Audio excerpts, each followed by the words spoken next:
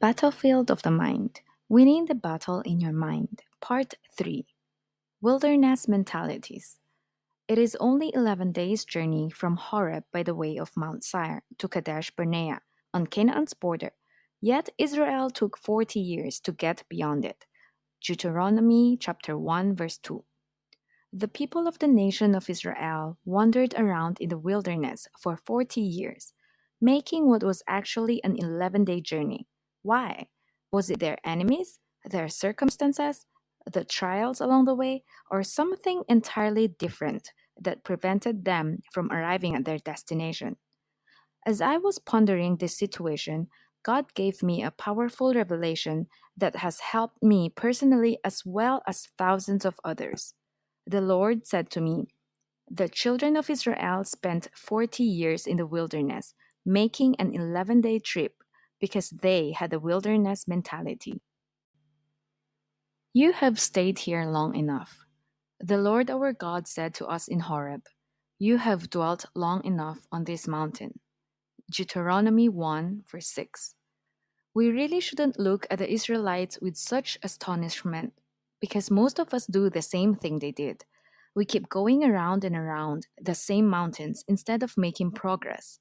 The result is it takes us years to experience victory over something that could have and should have been dealt with quickly. I think the Lord is saying the same thing to you and me today that He said to the children of Israel in their day. You have dwelt long enough on the same mountain. It is time to move on. Set your mind and keep it set. And set your minds and keep them set on what is above, the higher things, not on the things that are on the earth. Colossians 3, verse 2. God showed me 10 wilderness mentalities that the Israelites had that kept them in the wilderness. A wilderness mentality is a wrong mindset. We can have right or wrong mindsets.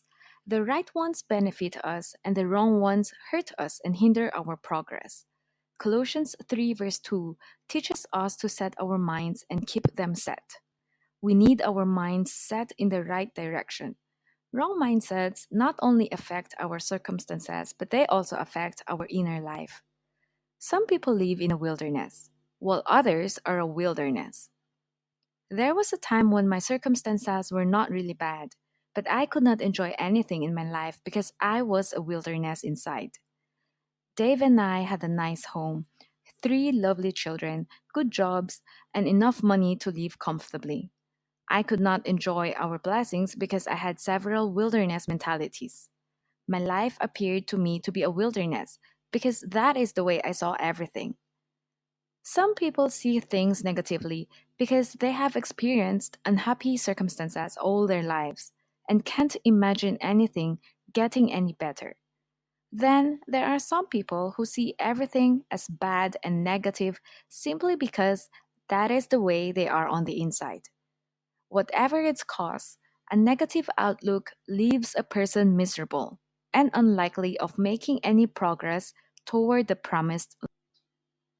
God had called the children of Israel out of bondage in Egypt to go to the land He had promised to give them as a perpetual inheritance, a land that flowed with milk and honey and every good thing that they could imagine, a land in which there will be no shortage of anything they needed, a land of prosperity in every realm of their existence.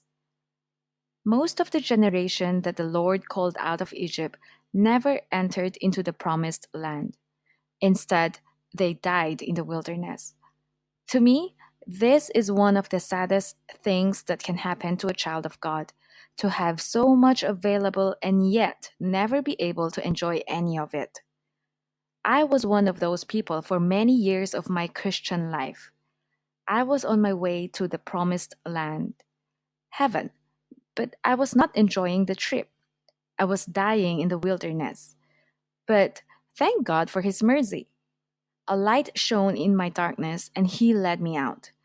I pray that this section of the book will be a light to you and prepare you to walk out of your wilderness into the glorious light of God's marvelous kingdom. Chapter 16. My future is determined by my past and my present. Wilderness mentality number one. Where there is no vision, the people perish. Proverbs 29, verse 18. The Israelites had no positive vision for their lives, no dreams. They knew where they came from, but they did not know where they were going. Everything was based on what they had seen and could see. They did not know how to see with the eye of faith. Anointed to bring deliverance. The Spirit of the Lord is upon me, because he hath anointed me to preach the gospel to the poor. He hath sent me to heal the brokenhearted, to preach deliverance to the captives, and recovering of sight to the blind, to set at liberty them that are bruised, to preach the acceptable year of the Lord. Luke chapter 4, verse 18 and 19. I come from a background of abuse. I was raised in a dysfunctional home. My childhood was filled with fear and torment.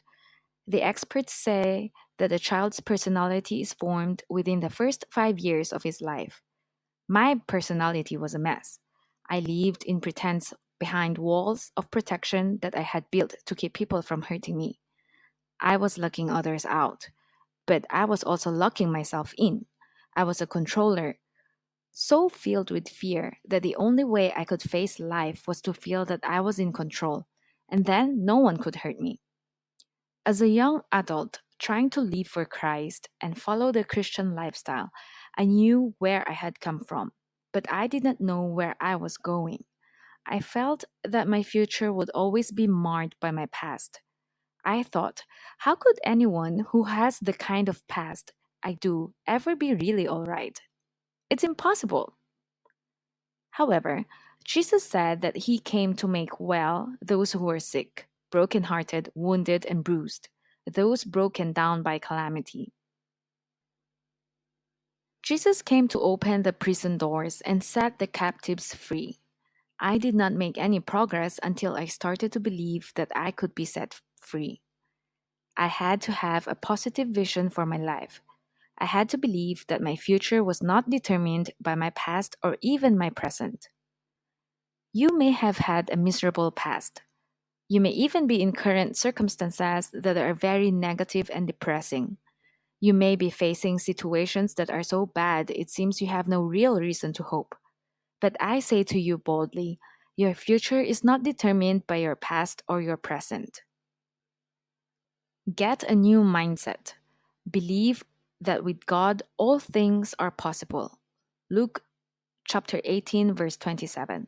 With man, some things may be impossible, but we serve a God who created everything we see out of nothing. Hebrews 11, verse 3. Give him your nothingness and watch him go to work. All he needs is your faith in him. He needs for you to believe, and he will do the rest. Eyes to see, ears to hear. And there shall come forth a rod out of the stem of Jesse, and a branch shall grow out of his roots. And the Spirit of the Lord shall rest upon him, the Spirit of wisdom and understanding, the Spirit of counsel and might, the Spirit of knowledge and of the fear of the Lord. And shall make him of quick understanding in the fear of the Lord. And he shall not judge after the sight of his eyes, neither reprove after the hearing of his ears. Isaiah 11, verse 1 to 3. We cannot judge things accurately by the sight of our natural eyes. We must have spiritual eyes to see and ears to hear. We need to hear what the Spirit says, not what the world says. Let God speak to you about your future, not everyone else. The Israelites continually looked at and talked about the way things were. God brought them out of Egypt by the hand of Moses, talking to them through him about the promised land. He wanted them to keep their eyes on where they were going and off of where they had been. Let's look at a few scriptures that clearly depict their wrong attitude. What is the problem? All the Israelites grumbled and deplored their situation, accusing Moses and Aaron, to whom the whole congregation said, would that we had died in Egypt, or that we had died in this wilderness. Why does the Lord bring us to this land to fall by the sword? Our wives and little ones will be a prey. Is it not better for us to return to Egypt? Numbers chapter 14, verse 2 and 3. I encourage you to look over this passage carefully. Notice how negative these people were, complaining, ready to give up easily, preferring to go back to bondage rather than press through the wilderness into the promised land. Actually, they did not have a problem. They were the problem. Bad thoughts produce bad attitudes. Now there was no water for the congregation, and they assembled together against Moses and Aaron. And the people contended with Moses and said, would that we had died when our brethren died in the plague before the Lord. And why have you brought up the congregation of the Lord into this wilderness? That we should die here, we and our livestock? Numbers chapter 20, verse 2 to 4. It is easy to see from their own words that the Israelites were not trusting God at all. They had a negative failure attitude. They decided they would fail before they ever really got started, simply because every circumstance was not perfect. They displayed an attitude that came from a wrong mindset. Bad attitudes are the fruit of bad thoughts. A lack of an attitude of gratitude. And they journeyed from Mount Hor by the way to the Red Sea, to go around the land of Edom, and the people became impatient, depressed, much discouraged, because of the trials of the way. And the people spoke against God and against Moses. Why have you brought us out of Egypt, to die in the wilderness? For there is no bread, neither is there any water, and we loathe this light, contemptible, unsubstantial manna. Numbers 21, verse 4 and 5. Along with all the other bad attitudes we have already seen in the previous scriptures, in this passage we see evidence in the Israelites of a tremendous lack of gratitude. The children of Israel simply could not quit thinking about where they had come from and where they were long enough to get where they were going. It would have helped them to consider their forefather Abraham.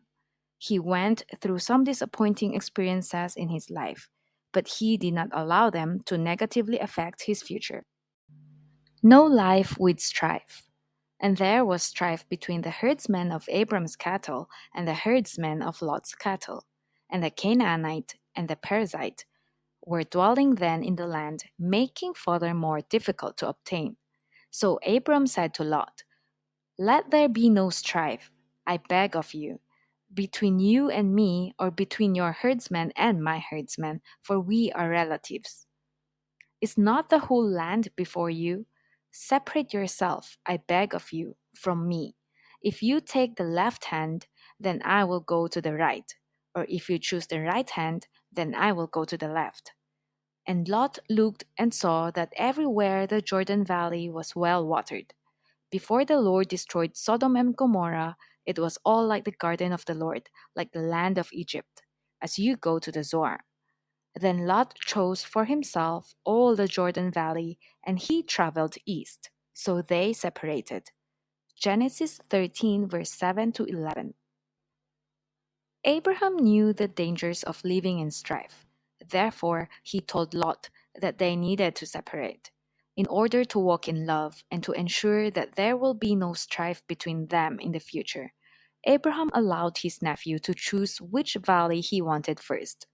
Lot chose the best one, the Jordan Valley, and they separated. We must remember that Lot had nothing until Abraham blessed him. Think of the attitude that Abraham could have had, but chose not to. He knew that if he acted properly, God would take care of him. Lift up your eyes and look. The Lord said to Abram after Lot had left him, lift up now your eyes and look from the place where you are, northward and southward and eastward and westward. For all the land which you see, I will give to you and to your posterity forever. Genesis 13, verse 14 and 15. This passage clearly reveals that even though Abraham found himself in less desirable circumstances after his separation from his nephew, God wanted him to look up from the place where he was to the place that he wanted to take him. Abraham had a good attitude about his situation, and as a result, the devil could not keep the blessings of God from him. God gave him even more possessions than he had enjoyed before the separation, and blessed him mightily in every way. I encourage you to take a positive look at the possibilities of the future and begin to calleth those things that be not as though they were. Romans 4, verse 17.